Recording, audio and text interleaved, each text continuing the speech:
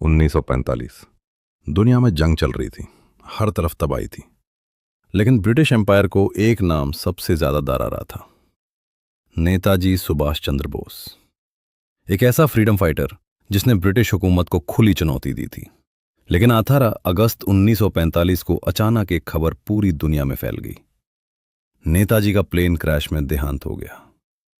पर असली मिस्ट्री यहां से शुरू होती है, क्योंकि आज तक कोई यकीन से नहीं कह पाया कि नेताजी सच में मरे थे या फिर वो कहीं गायब हो गए। नेताजी सिर्फ एक लीडर नहीं थे, वो ब्रिटिश एम्पायर के लिए एक खतरा बन चुके थे। जब कई लोग शांति से आजादी चाहते थे, तब नेताजी ने लड़ाई का रास्ता चुना। उन्होंने बनाई इंडियन नेशनल आर्मी।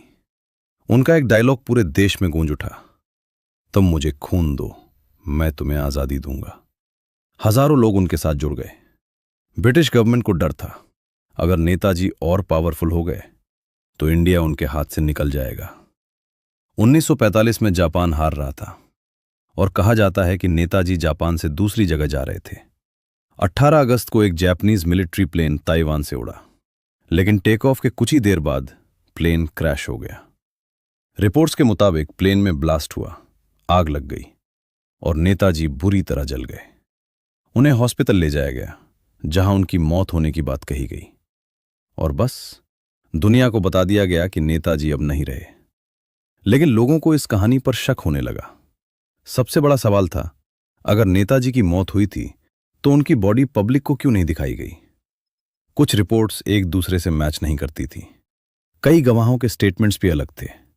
और फिर धीरे धीरे अफवाह फैलने लगी। प्लेन क्रैश एक झूठ था। कुछ लोगों का मानना था कि नेताजी सीक्रेटली सोवियत यूनियन चले गए। कुछ कहते थे कि उन्हें बचाकर कहीं छुपाया गया। और कुछ लोग मानते थे कि वो सालों तक जिंदा थे। फिर कई सालों बाद एक और शॉकिंग नाम सामने आया, गुमनामी बाबा। उत्तर प्रदेश में एक मिस्टीरियस बाबा रहते थे। वो कभी पब्लिक में नहीं आते थे, हमेशा पर्दे के पीछे रहते। लेकिन उनके कमरे से कुछ ऐसी चीजें मिली जो डायरेक्टली नेताजी से जुड़ी हुई बताई गईं। लेटर्स, स्पेक्टिकल्स और कुछ सीक्रेट डॉक्यूमेंट्स। कुछ हैंडराइटिंग एक्सपर्ट्स ने भी सिमिलैरिटीज बताईं। तब लोगों ने सवाल उठाया, क्या गुमनामी बाबा ही नेताजी थे? लेकिन आज तक इसका भी कोई पक्का प्रूफ नहीं मिला।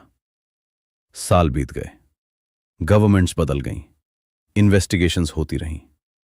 लेकिन आज भी एक सवाल जिंदा है, क्या नेताजी सुभाष चंद्र बोस प्लेन क्रैश में मरे थे या फिर उन्होंने दुनिया से चुपकर एक नई जिंदगी शुरू कर दी थी? शायद यह मिस्ट्री कभी सॉल्व ना हो।